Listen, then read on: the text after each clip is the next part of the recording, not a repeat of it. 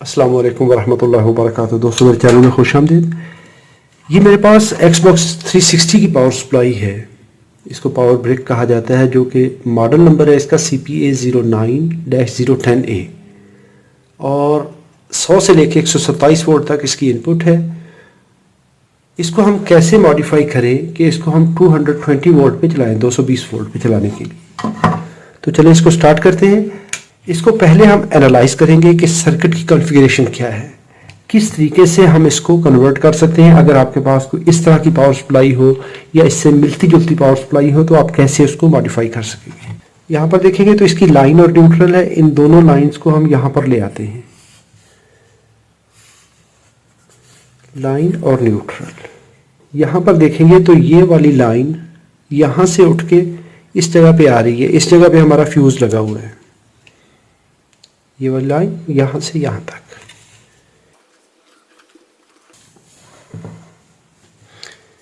अभी यहाँ पर देखें, एक वायर तो आ गई फ्यूज पे और दूसरी वायर ये वाइट वाली ये यहाँ पर देखें तो यहाँ पर एक कंपोनेंट के साथ लगी हुई है और इस कंपोनेंट का दूसरा एंड फ्यूज के दूसरी साइड पे लगा हुआ है। तो फ्यूज की आउटपुट पे MOV लगा हुआ है, वोल्टेज अरेस्टर लगा हुआ है ओवर वोल्टेज स्ट्राइक के लिए। इसको भी देखना पड़ेगा। अगर ये कम वोल्टेज की रेंज में होगा तो इसकी रेंज बढ़ानी पड़ेगी, वोल्टेज ज़्यादा वोल्टेज वाला लगाना पड़ेगा। इसके बाद यहाँ पर देखें तो ये कैपेसिटर लगा हुआ है, क्लास X कैपेसिटर, यहाँ से यहाँ तक। तो ये हमारा क्लास X कैपेसिटर है। इसके वोल्टेज देख लें तो 275 वोल्ट। तो ये ठीक है, इसको रिप्लेस करना नहीं पड़ेगा। अभी इस लाइन को ट्रेस करें यहाँ पर, तो इस कैपेसिटर के दूसरी साइड पे यहाँ पर एक जंपर है। ये जंपर देखें तो यहाँ पर आ रहा है, ये इस जगह पर और इस जगह पर इस तरह हमारा ये इंडक्टर लगा हुआ है, ड्यूल लाइन फिल्टर है ये पहले वाला। और इसके साथ पैरेलल में यहाँ पर फिर वोल्टेज अरेस्टर लगा हुआ है दरमियान में। इसी पॉइंट से आगे देखें तो फिर हमारे पास एक ड्यूल लाइन फिल्टर फिर लगा हुआ है, ये वाला। यहाँ पर हम ये लिख देते हैं पॉइंट A और पॉइंट B, इसको इस जगह पर हम शुरू कर लेते हैं।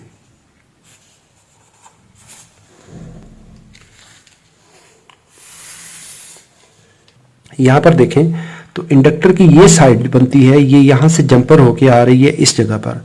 यहाँ पर हमारे दो कैपेसिटर लगे हुए हैं, negative terminal positive, negative positive, ये इस तरह से। अगर इस लाइन को देखेंगे तो यहाँ पर लगा हुआ है NTC, ये वाला NTC लगा हुआ है। तो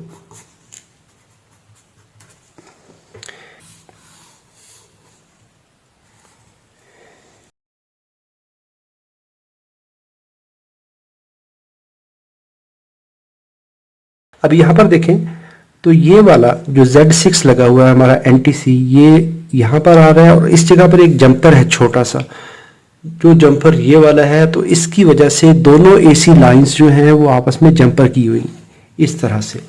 और इसकी आउटपुट पॉजिटिव नेगेटिव, ये एंड नेगेटिव एंड है, तो नेगेटिव यहाँ से ये जंपर होके इस टर्मिनल पर पहुँच गया और पॉजिटिव टर्मिनल यहाँ से जंपर हुआ और ये अंदर वाले इस बड़े जंपर से इस जगह पर आ गया, ये वाला।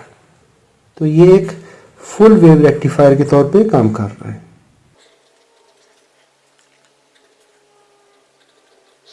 अभी यहाँ पर देखिए तो 4 डायोड है, एक डायोड ये वाला और एक डायोड इस लाइन में लगा हुआ। तो ये पॉजिटिव को रेक्टिफाई करेगा, ये और ये इस लाइन में आने वाले नेगेटिव वोल्टेज जो है उनको रेक्टिफाई करके इस कैपेसिटर को देगा। तो हमारा ये फुल वेव रेक्टिफायर सर्किट काम कर रहा है।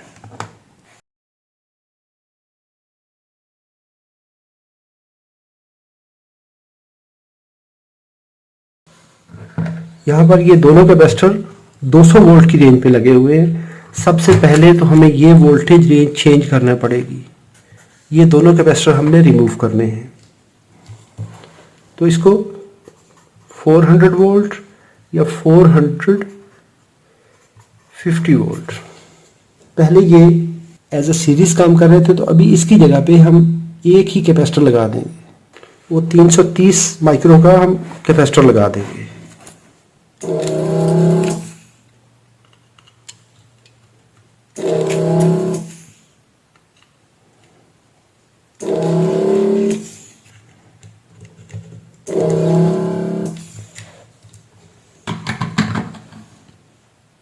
यहाँ पर मैंने ये दोनों कैपेसिटर जो है वो रिमूव कर लिए हैं। 330 माइक्रो 200 वोल्ट।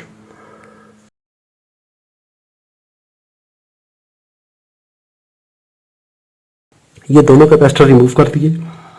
ये जो हमारा जंपर है जो कि यहाँ से इंडक्टर से आगे आ रहा है कैपेसिटर के सेंटर टर्मिनल पर, ये वाला जंपर, इसको हमने रिमूव कर देना है।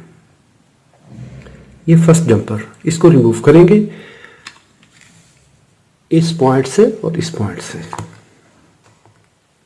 और दूसरा ये जो जंपर दो एसी टर्मिनल्स को मिलाने के लिए लगा हुआ है, इसको भी हम रिमूव कर देंगे यहां पर।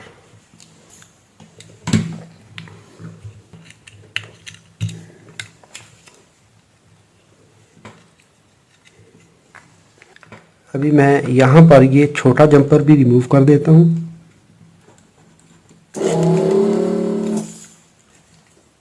अभी मैं ये जो जंपर मैंने निकाला है तो इसको इस पॉइंट पे लगा दूंगा। ये वाला जो पॉइंट है जो कि इस साइड पे जा रहा था, इस पॉइंट को डायरेक्ट कर देंगे हम एसी इनपुट टर्मिनल पर। अभी मैंने ये छोटा जंपर भी निकाल दिया जो कि दोनों एसी इनपुट टर्मिनल के दरमियान में लगा हुआ है। तो अभी हमारी ये लाइन यहाँ से डिस्कनेक्ट हो गई और ये लाइन यहाँ से डिस्कनेक्ट हो गई। अभी हम इस लाइन को यहाँ पर कनेक्ट करेंगे।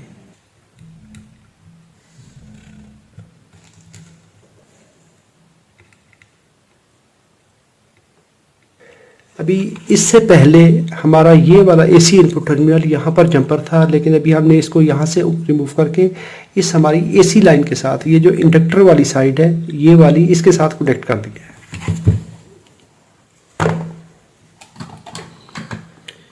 अभी यहाँ पर मैं 180 माइक्रो फैरेड 400 वोल्ट का कैपेसिटर लगा रहा हूँ और लगाएंगे इस तरह कि पॉजिटिव टर्मिनल जो है वो यहाँ पर आ जाएगा।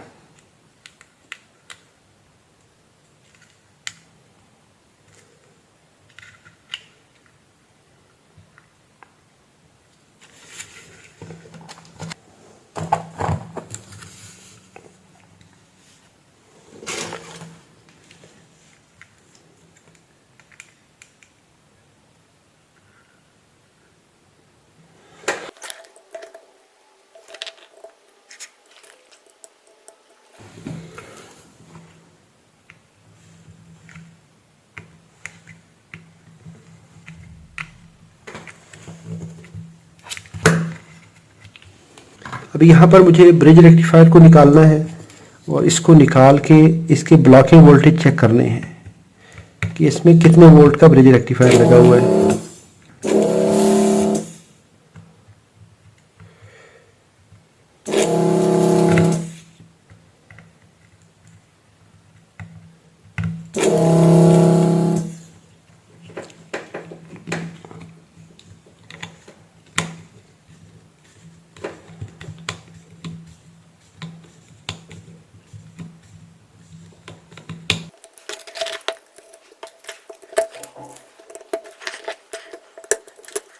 यहाँ पर इस्तेमाल हो रहा है GBU608।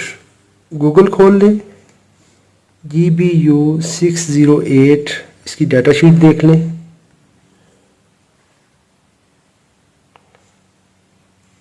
इसको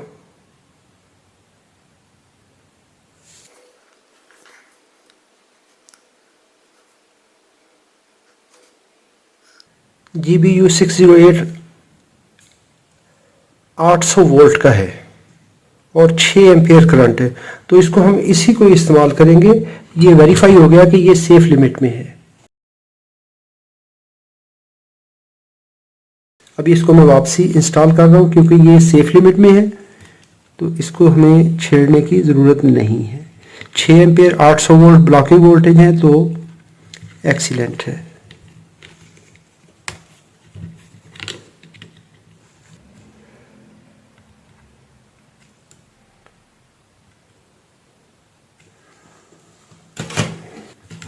अभी यहाँ पर मुझे इस MOV को वेरीफाई करना है, ये जो इस जगह पे लगा हुआ है इसकी रेंज क्या है।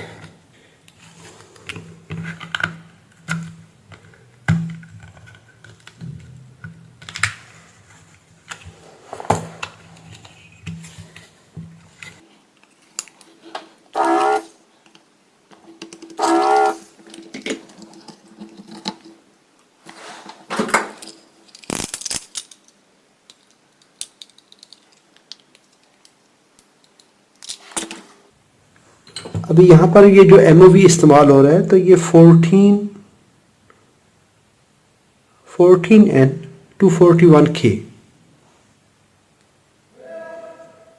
तो इसका पार्ट नंबर 14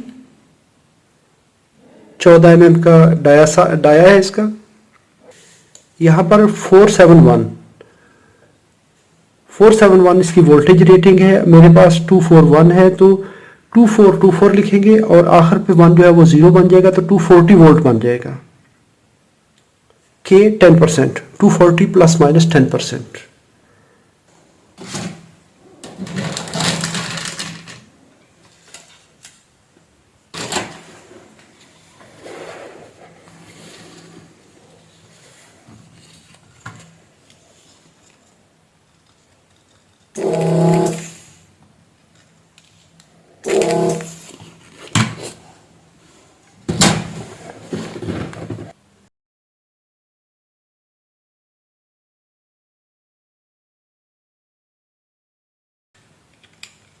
और इस MOV को भी हम देख लेते हैं। अभी ये वाला वोल्टेज अरेस्टर हमारा ये भी 511 है, 511 यानी 510 वोल्ट का है, तो ये भी एक्सीलेंट है, ये भी काम करेगा, इसी तरह ही चलेगा। अभी हमारी जो पावर सप्लाई है वो 220 वोल्ट पे कन्वर्ट हो चुकी है। हमारा ये कैपेसिटर भी सेफ रेंज में है, ये भी सेफ रेंज में है, तो हमारी सप्लाई अभी सेफ रेंज में है। अभी हम इसको पावर ऑन करते हैं। अभी हमारी पावर सप्लाई मॉडिफाई हो चुकी है। अभी हम इसको 110 वोल्ट की बजाय 220 वोल्ट अप्लाई करने वाले हैं। ये यहाँ पर मैं सप्लाई देता हूँ, ये देखिए हमारा लैंप इंडिकेट किया। अगर आप 110 वोल्ट सप्लाई को 220 दे देंगे तो वो लैंप परमानेंटली ग्लो करना शुरू करेगा और कुछ वक्त बाद उसमें धुआं निकलना शुरू हो जाएगा, क्योंकि उसके जो कैपेसिटर है ये वाले जो 200 वोल्ट वाली रेंज वाले थे वो डैमेज हो जाएंगे, ये कैपेसिटर। क्योंकि जब इनको 200 वोल्ट कैपेसिटर को आप 330 वोल्ट देंगे तो ये फटेंगे। यहाँ पर मैंने इसको 230 वोल्ट दिए हैं और इसको आप अभी चेक कर लीजिए DC वोल्टेज हमारे DC रेल पर। तो DC रेल पर 329 वोल्ट आ चुके हैं। तो जो इस वक्त हमारा सर्किट ठीक काम कर रहा है, इसको मॉडिफाई ठीक हो गया। अभी हम इसके सप्लाई वोल्टेज देख लेते हैं स्टैंड बाई के। सेंटर पिन पे ये इस कनेक्टर की सेंटर पिन पे 5 वोल्ट आ चुके हैं, और अगर मैं इनको जंपर करूंगा दोनों अंदर वाली बारीक पिनों को PS ऑन कमांड के साथ स्टैंड बाई को इन करेंगे तो ये जो इनर रिंग है, जैसा ये रिंग आउटसाइड पे है इस तरह इनर साइड पे भी है, तो इनर रिंग पे वोल्टेज चेक कर लेंगे तो ये 12 वोल्ट आ चुके हैं। इनर पिन पे 5 वोल्ट, इनर रिंग पे 12 वोल्ट। ये हमारी मेन सप्लाई है। इस साइड पे भी तो इसमें हाई करंट होती है, 16 एम्पियर करंट होती है। तो ये हमारा सर्किट इस तरीके से मॉडिफाई हो गया है। अभी हम क्या करेंगे, इसके पैरेलल में एक कैपेसिटर हम और लगा देंगे। अभी यहाँ पर मैं ये 120 माइक्रोफैरड का कैपेसिटर, क्योंकि यही मेरे पास अवेलेबल है, तो ये इस्तेमाल करने जा रहा हूँ। अगर आपके पास 180 माइक्रोफैरड 400 वोल्ट के 2 हैं तो वो इस्तेमाल कर लीजिए। अगर आपके पास 300 माइक्रोफैरड का एक ही कैपेसिटर है और अगर वो साइज़ में बड़ा नहीं है तो फिर आप उसी को इस्तेमाल कर लें।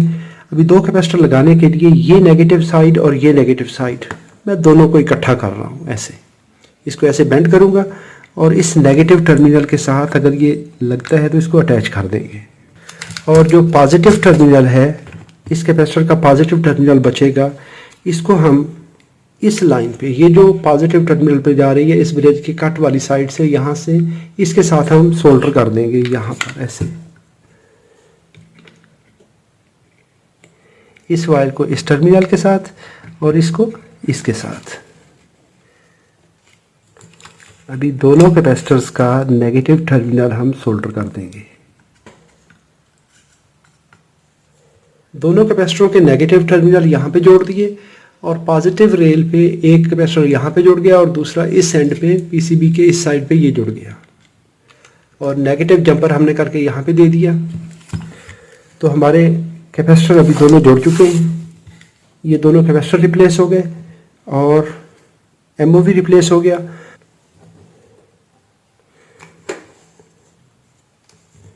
Yes, that's good.